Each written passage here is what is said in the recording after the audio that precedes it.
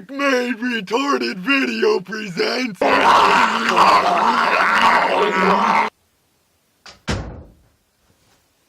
Oh, that was a pretty shitty intro. Hi, folks. Time for the New Year's video like I planned. It is now the year of 2013, and I am gonna go over all the shit that has happened in the year of 2012. And I'm wearing a jacket inside because I'm freezing my ass off and I don't want a high electricity bill. Alright, so let's review all of the things that have happened in the year of 2012.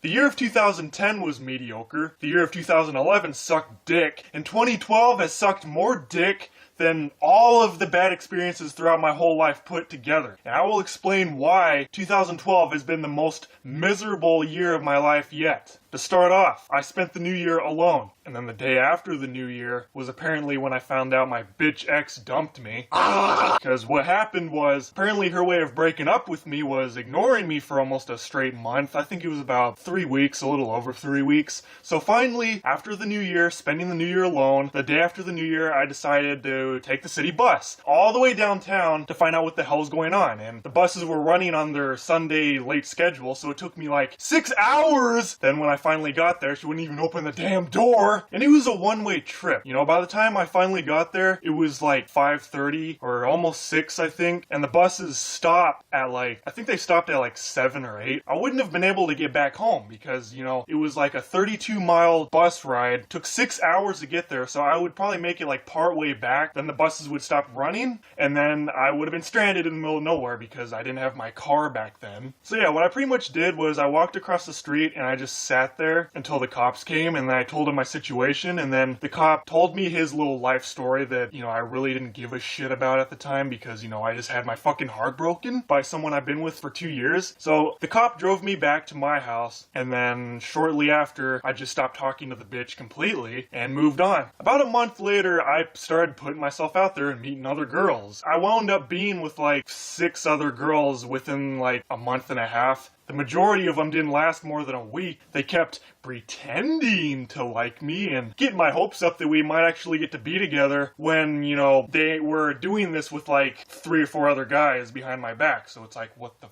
fuck? But anyway, after the whole heartbreak drama, sometime at the end of March was when I got kicked out of my house because...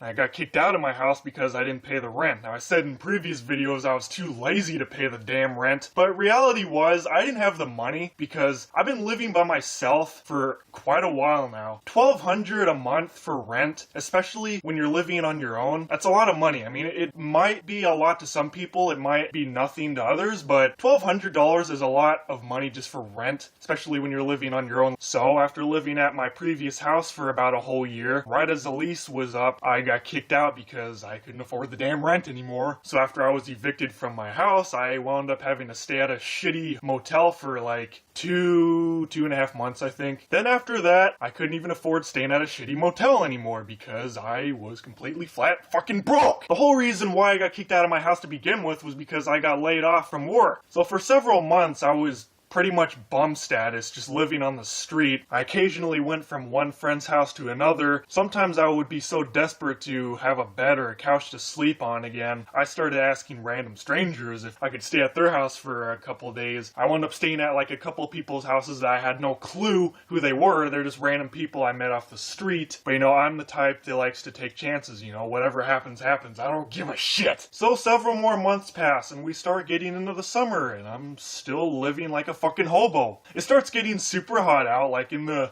110s range. I start getting really sick, like it felt like the damn flu pretty much, except I wasn't puking. That's the only reason why I didn't call it the flu. So for a while, I was just laying on a park bench for days, getting sicker and sicker and sicker and sicker. And my fever was getting ridiculously bad. It was so hot. My forehead was so hot, it was almost burning to the touch. I felt like I was gonna die. It's pretty safe to say that that was probably my first near-death experience because, you know, I could have died that day if, you know, I didn't get into some sort of shelter because I was laying around outside because, you know, I obviously had nowhere else to go, so I was just laying around in the heat. I was in the shade, but it was still like 117 degrees out, and I just kept getting hotter and hotter and hotter. I got so incredibly sick, I literally, like, couldn't see straight. I couldn't even, I could barely even sit up. Like, I could try and sit up, and I would be like this.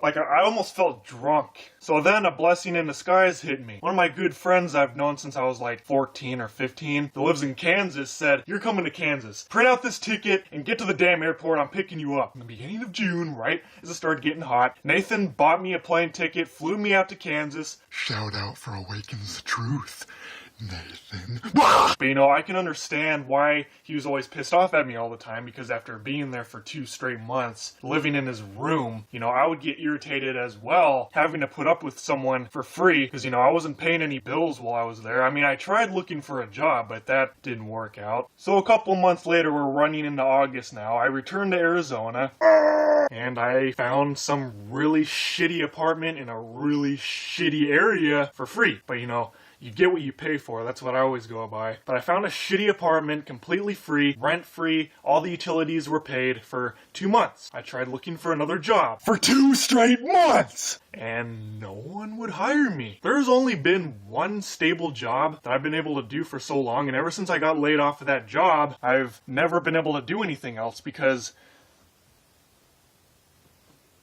You mind?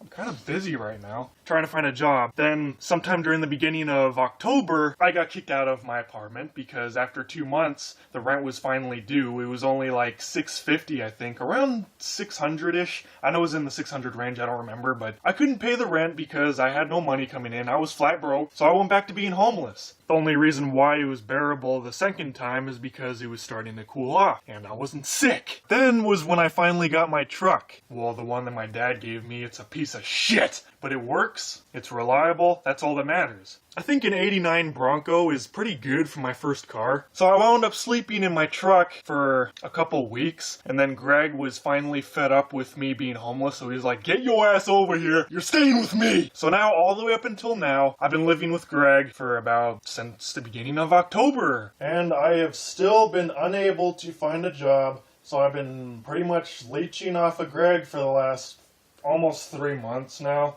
You know, it's painfully obvious, but I need to get my old career back in order, because that was the only job that I will be able to do. It's the only job that a high school dropout like me will be able to do. Because getting a job where I live is next to impossible unless, you know, you're a college graduate and a military veteran, which makes no sense because my dad is a college graduate and a military veteran, and he can't even get a job as a fucking security guard! I'm not really gonna mention what I've been doing over the years. I'll probably talk more about that stuff when I actually, you know, get my old job back. And then once I get more money to be able to pay for gas so I can use my truck again, that's when I'm gonna start making a bunch of vlogging videos while I'm driving around, and I'll probably get in a wreck.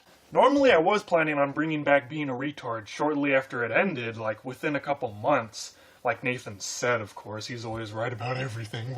But since all my stuff, including my computer, was in storage, and I didn't have a laptop at the time, I couldn't put the videos up. So I wound up making like almost 300 videos over the time that I was homeless. Finally, when I moved in with Greg, was when I was finally able to upload the videos. So I ended up uploading like 200 of them within like a couple weeks. I wanted to do it all at once, but you know, I really didn't feel like spending a straight 48 hours non-stop uploading videos. So yeah, I've been pretty much spending the rest of the year with Greg. And then I spent the new year, this new year today, with my parents at a pretty nice hotel. And now we're finally up to today, January 1st, 2013. So overall, this whole year for me has just been a bunch of bullshit, bunch of drama, bullshit, and more bullshit. 2012 has definitely been the shittiest year of my entire life. I'm really not looking forward to 2013. I mean, I'm trying to be optimistic here, but I've noticed that within the last like 3 or 4 years, every year that has passed has gotten noticeably worse for me. So that is why I'm not looking forward to 2013. I need a haircut, damn it! I'm starting to look like a real hobo. I need to shave too. You probably can't see that, can you? So that pretty much rounds up this whole year for me. And I don't feel like talking anymore, so stay tuned for more videos. My throat itches.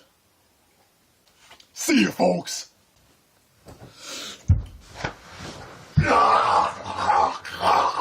Oh, I almost forgot. Time to reply to the recent comments. My piano level is 22. Stay tuned for more videos. See ya, folks!